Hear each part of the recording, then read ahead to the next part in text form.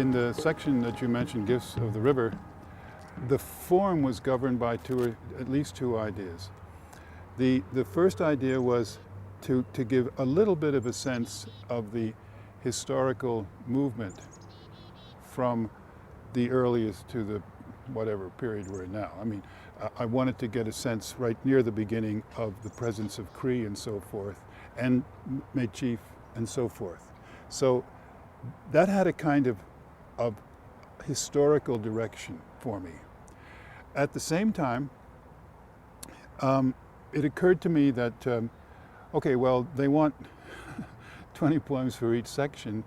If we take the river section and divide it into 4 parts, we have 4 seasons. So I wanted to get the beginning as coincident with spring and go on to winter, which does develop in the series.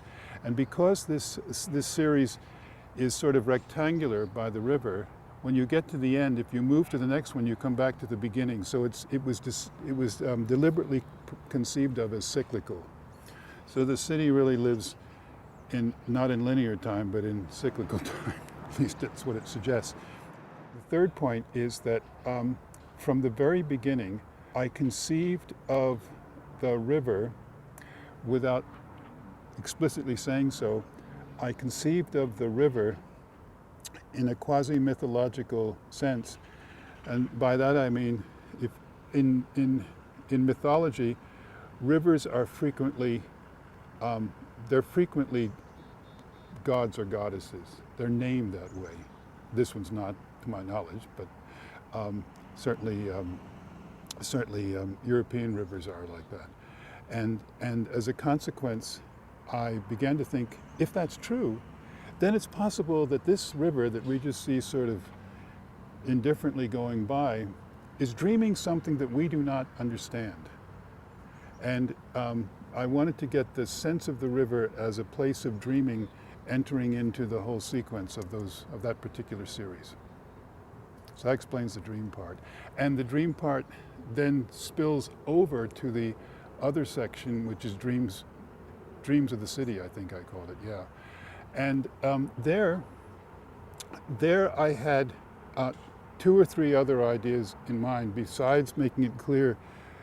By that time it makes the multicultural character of the place is quite clear, but what I wanted to suggest here is that there is a coincidence between dream and ambition. And a lot of what draws people to Edmonton is they have big ambitions for becoming something or other, which is part of the city myth of the city being the city of champions. And here's the place where people succeed. And this is not hard to suggest in the poems, and it's not hard to suggest it in a kind of trajectory that leads people not just to the north, but flying toward the stars. Now, the counterpart of that is when you go somewhere for a long time, like an immigrant does, you leave things behind. How does one draw that in? Or can you? So I wanted to make suggestions about things that are given up and what you get in exchange and so forth. And more personally, what I wanted to suggest is that for every champion, there are unnumbered people who don't make it. I wanted that in there as well. Because one of the things that has always struck me about Edmonton as I've gotten to know it, and this may be true for most of the cities of the world, but Edmonton is the one I know the most, and that is that Edmonton is not it's not the most tender city I've ever lived in. There's a harshness to it, and it in some ways it pays to be hard because that's how you get ahead. And I find that very difficult to deal with. So there are a number of poems that deal with the lack of tenderness, or a summons, you might say. I want to evoke tenderness in some way, as a way of overcoming this other image of the city.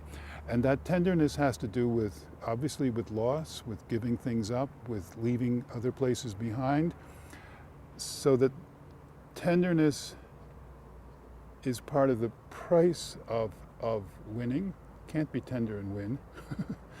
And but tenderness is also the compensation, I think, for those who don't win. They, if they're lucky, acquire tenderness. So there's a kind of a complementary relationship there. I think my personal favorites had to do with little trees. These trees always strike me as a wonder, and they're the real champions. And so the poems that run through there on them are probably the ones that are my favorites.